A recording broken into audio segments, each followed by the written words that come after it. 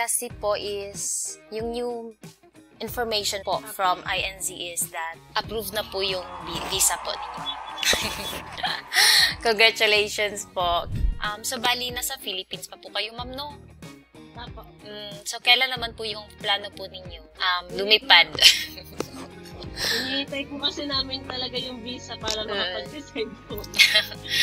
Ayun, sige po, ma'am. We're so happy po for you. Kamusta naman po, ma'am, yung naging service po ng SDH po sa application po ninyo? Ayun, okay naman po. Pagka may mga inquiries naman po na nasasagot naman po agad. Tapos, pagka meron din po kami mga hindi maintindihan, napapaliwanag din naman po. Medyo sa end na lang din namin talaga yung may mga pagkakamali sa kakulang. Kaya medyo natagalan din po yung classes, I think. Ano naman po yung masasabi po ninyo po, ma'am, sa mga ibang kababayan po natin? Ma-recommend niyo po ba yung SDH po para sa kanila? Ay, opo. Actually po, dyan din po yata ngayon nagpapaprocess po yung bayaw ko po, yung kapatid ng asawa ko po. Kasi kukunin niya yung kapatid naman din nilang isa pa.